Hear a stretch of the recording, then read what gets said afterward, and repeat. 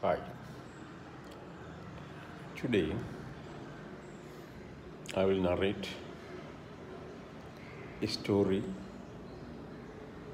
about a field trip, or rather, the first field trip. The five students of the MSc batch, the first batch of the MSc students of the University of Kerala, to a place to the east of Thiruvalla. The name of the place is Pamala. Well, there is a anecdotal thing about the field trip. Once upon a time, or rather in 1963, toward I would say November or so, our Professor K. Menon was required to see the Vice Chancellor, then Professor Samuel Mathai. Professor Samuel Mathai, as Vice Chancellor, had received a letter from one Mr. Joseph, I think, who used to then work for UNESCO in Paris. When he came down to Thiruvalla, a native of Thiruvalla or somewhere around that area, he had seen a bluish mineral associated with the Precambrian crystalline rocks of Pamala. So this gentleman, Mr. Joseph, thought it was a very valuable mineral, and he thought it was a occurrence of fluorite. Well, naturally, the letter received by Samuel Mathai, the VC, was handed over to Professor K. Menon for an investigation and a report to the Vice Chancellor. So that, perhaps if it is something worthwhile occurrence, it could be an asset to the natural resources of Kerala. So Professor Menon announced that to the class of 5, the first batch, including me, Thrivikramji, that is Bhaskaran Nair, K. Ramachandran, A. Thomas, and P. Krishnamurthy. This is the 5 veterans now of that class. That the class will be riding to this field area in Professor Menon's relatively brand new ambassador car. I remember the number plate even today, KLT 5970. That was,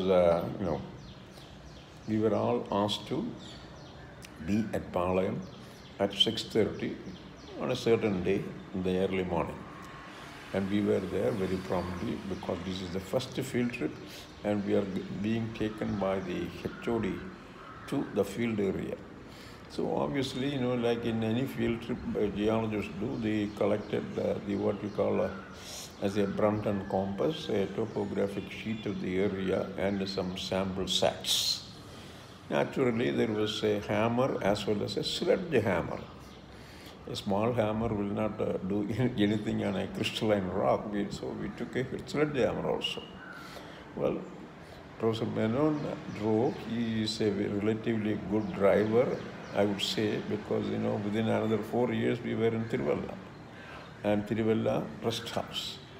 In spite of the fact that we had a break in Kottarakara for idli vada breakfast at the cost of, we did not pay, Professor Menon paid. And once we reached the rest house and checked into the rest house, Professor said we will have a 1 hour to relax before we get out to the field. It so happened that Mr. Thomas had an uncle living somewhere near en route to Pamala. There are a group of business people, Thamarapalli Timber. Thomas had informed already that a team of students, including him and the professor, is going out to Thiruvalla and then to Pamala. So once we started around 12 o'clock from the rest house, Thomas requested Professor that he had an invitation extended to the whole party by an uncle of his who lives near Pamala. It will be a better idea to contact him so that we can, the team can, without wasting time, reach the quarries around Pamala. Well, of course, Professor Menon did not disagree, and we had a brief stop over at the Mr. Thomas's uncle's home, and from there we had an escort in another car taking us to the site. Once we reached Pamala, the quarry was operational. Some 5 or 10 people were working, and there is some overseeing person to the work happening there. And in fact, surprisingly, we stepped over to and we located the students. A eureka moment. All of us shouted, "Sir, here it is, the blue mineral." And we did not know what the blue mineral was. Perhaps only mineral that is bluish in color we had seen in our BSc days was fluorite. And Mr. Joseph also hinted that it could be a fluorite, a calcium fluoride, in fact, chemically. So we were crawling in the what is called the outcrop. We were stepping over, jumping from one boulder or one rock block to another rock block. And Professor Menon examined the whole thing with a hand lens. And then he ordered us to collect enough samples. And of course, we had collected something like 25 to 30 kilograms of rock, pieces of rock, chunks of rock. And then we packed it and loaded it in the boot of the car. And of course, then our escort driver said, "Sir, there is other quarries to the further east."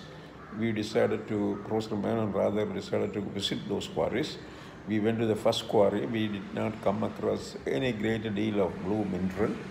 And then under the suggestion of the escort, we went to a third quarry. There also we did not see any blue mineral. And it was like 5 o'clock or so in the evening. And then, Professor declared that we are going back to our Thiruvalla rest house. But of course, Thomas individually told Professor Menon that, "Sir, we can go to uncle's home and there will be an evening tea ready for us. I have arranged for that." And of course, it was a gladdening news to all, including Professor Menon. And we went to that house, drove to that house. It is a sprawling, very rich people's residence. Large sprawling house, not a double-story, multi-story, but only a single-story red-tiled house. We were given an excellent reception. We were given lime juice with the ice on it, as well as some dumplings and pieces of cake. We just finished it in about 45 minutes, and then Professor Menon thought that it is time to leave.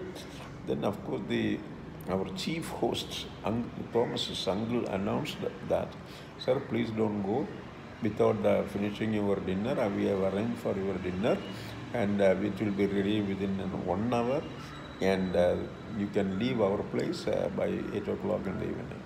So we agreed. Professor Menon agreed. We were too glad.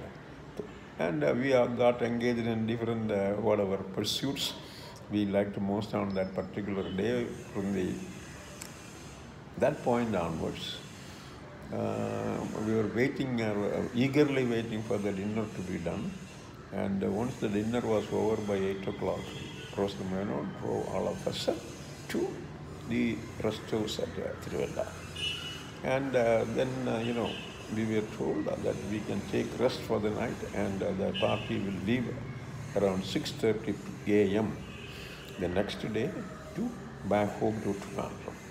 And of course, obviously, after a breakfast in what is called the Kottarakara Ayers restaurant, the party reached Trivandrum by about 11 o'clock, I guess. And we all deboarded disembarked from the cars and then saluted the professor, and we went back home. The following day, in the morning, professor came, used to come early in the morning, in the sense 8:45 was his scheduled time of arrival to the department. Then, of course, the peons and students helped to collect all the rock samples, etc., from the boot of the car. And then we arranged it after cleaning the pieces and washing them in a workbench in the museum. And by around 10 o'clock, of course, the people gathered, Professor K.V. Krishnan Nair and their common friend, Menon's and Professor K.V.K.'s common friend, Dr. Sadashivam Pillai of chemistry, etc.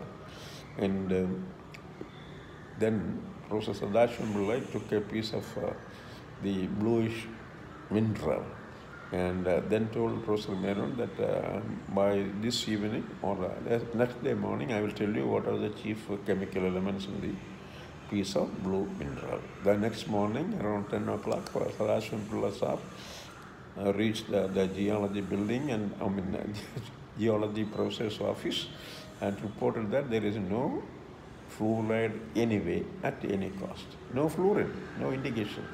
So, in the meantime, professor also ordered several thin sections to be made because we had an excellent facility of making thin sections in the geology department, and Mr. Padmanabha Pillai, we also known as Sami. He is an expert thin section maker. The thin sections were made, and the Professor K.V. Krishnan Nair sir and Professor Menon, they were, pouring down through the microscope on the thin sections, and one thing that was very immediately certain was it is not a fluorite, because fluorite is a cubic mineral with excellent cubic cleavage. It is in fact a piece of a mineral with no fracture or no cleavage. What is a fracture? After all, it is a fracture. It is a conchoidal fracture, very much like that of quartz. And the thin sections showed, very interestingly, no straight distinction, no parallel distinction. Instead, it was an inclined distinction, an indicator of a non-uniaxial mineral. And of course, the department had an excellent petrography laboratory, in the sense all the accessories were available. K.V. Krishnan Nair had checked all the extinction properties. And finally, also it was proved that it is a pleochroic mineral and on certain sections, and it is biaxial. So, the question of fluorite is in the dumpster. Now, what is this blue mineral in the microscopy and pleochroic thing under the thin section? This was the biggest question for about 3-4 days in the department.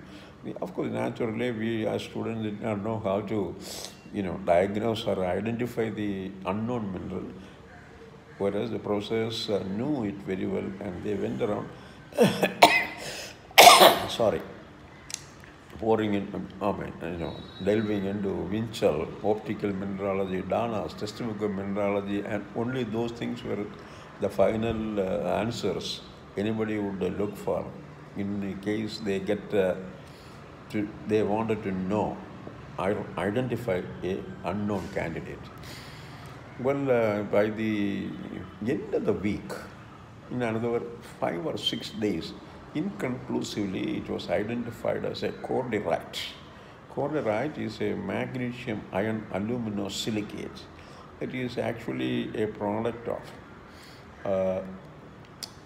metamorphism, regional metamorphism of what you call as argillaceous rocks, because the association was with the condylite. And once it is identified as corderite it maps exceedingly well with the so-called ID or identification diagnostic properties listed in the Dana's textbook of mineralogy or optical mineralogy by Winchell and Winchell. Well, everyone, like for example, Professor Menon was very happy because it is the first assignment given directly to the HOD, of the newly formed geology department by the Vice Chancellor of the University of Kerala. So Professor Mena wrote up a short note, and then I read it to the class as well as to Sadashivan Pulla sir as well as K.V. Krishnan Nair sir.